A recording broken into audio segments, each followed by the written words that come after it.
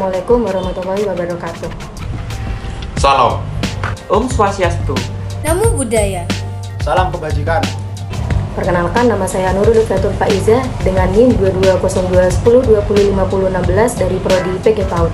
Perkenalkan, nama saya Muhammad Ridhoyus Maulana dengan NIM 220810201204 dari Prodi Manajemen. Perkenalkan, nama saya Rahmat Yanukuan Gasa dengan NIM 220810201233 dari Prodi S1 Manajemen. Perkenalkan, nama saya Nur Amelia Sevi Rahayu dengan NIM 220810205031 dari Prodi PG PAUD. Kenalkan, nama saya Visa Pondra Pratama dengan NIM 220810201249 dari Prodi Manajemen. Perang terhadap narkotika dan kebijakan narkotika putih di Indonesia telah usang. Justru hanya menunggu suburkan aparat koruptif yang cita-citanya utopis. Beberapa waktu di belakangan ini, masyarakat di Indonesia kembali dihebohkan dengan kasus dugaan perdagangan ilegal narkotika yang melibatkan perwira tinggi Kepolisian Negara Republik Indonesia yang berinisial TM dan jajaran bawahan. Dalam kasus tersebut, TM saat itu sedang menjabat sebagai Kepala Kepolisian Daerah Sumatera Barat. Kasus tersebut saat ini telah memasuki persidangan dan sedang diperiksa oleh Pengadilan Negeri Jakarta Barat. Dalam persidangan kasus TM dan kasus terkait lain, banyak fakta yang terungkap melalui keterangan-keterangan saksi dan membuat publik pertanyaan pelaksanaan kewenangan dan akuntabilitas Polri dalam implementasi kebijakan narkotika. Persidangan TM seolah menjadi kotak Pandora praktik busuk implementasi kebijakan narkotika yang selama ini dilakukan oleh aparat penegak hukum.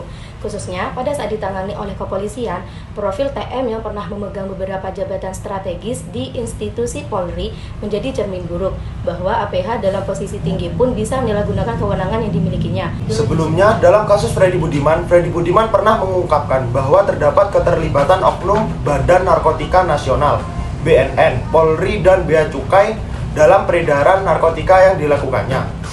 Persidangan kasus TM dan kasus terkait lain seolah mengonfirmasi apa yang disampaikan oleh Freddy Budiman sebelum ia dieksekusi mati pada tahun 2016 lampau.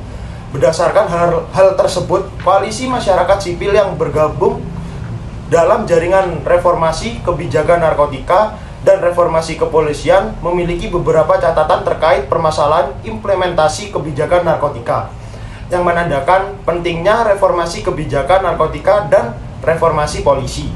Pertama, praktik menjembatkan.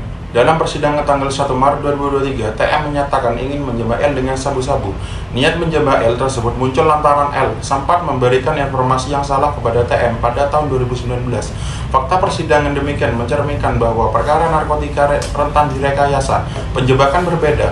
Dengan undercover buy dan control delivery, penjebakan dalam sama sekali tidak boleh ada dalam penanganan tindak pidana. Kedua, aparat koruptif jadi pengaman peredaran gelap. Dalam persidangan tanggal 15 Maret 2023, L menerangkan TM meminta bayaran sejumlah 100 miliar rupiah untuk mengawal dan meloloskan sabu sebanyak 1 ton dari Taiwan. Apa yang disampaikan L tersebut kembali mengimplikasikan informasi dari Freddy Budiman yang menyebutkan bahwa terdapat oknum APH memberikan perlindungan kepadanya saat mengedarkan sabu di Indonesia.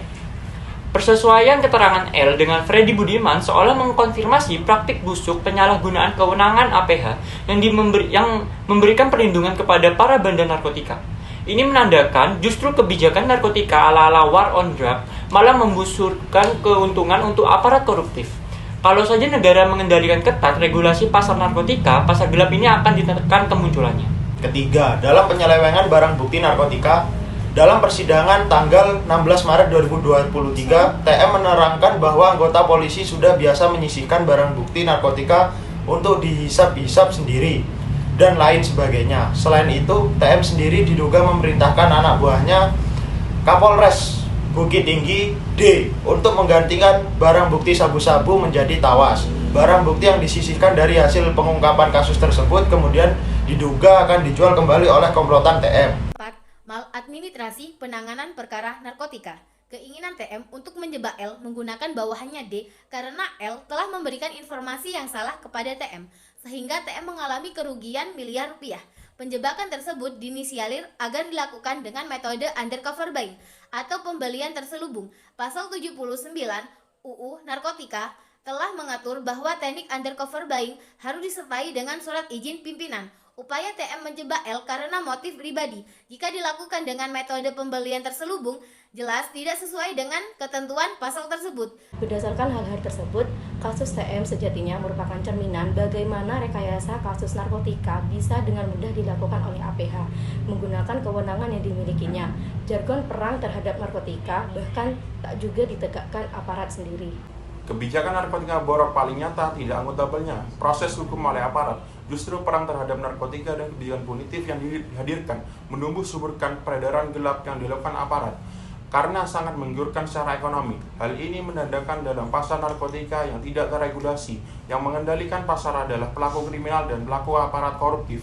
Pengguna narkotika hanya menjadi korban, termasuk korban korupsi penanganan kasus. Karena itu, berdasarkan hal-hal di atas, aliansi masyarakat sipil untuk reformasi polisi dan jaringan reformasi kebijakan narkotika mendesak yang pertama, Polri untuk melakukan tindak lanjut soal narasi. Komnas HAM, Kompolnas, Ombudsman dan Komisi 3 DPR RI melakukan investigasi dan pengawasan mandiri terhadap kasus ini untuk menekan Polri evaluasi pelaksanaan kebijakan narkotikanya yang koruptif dan penuh kekerasan. Pemerintah dan DPR harus segera memikirkan ulang kebijakan narkotika. Pasar gelap hanya akan dikendalikan aparat koruptif jika dunia tanpa narkotika tidak mungkin terjadi.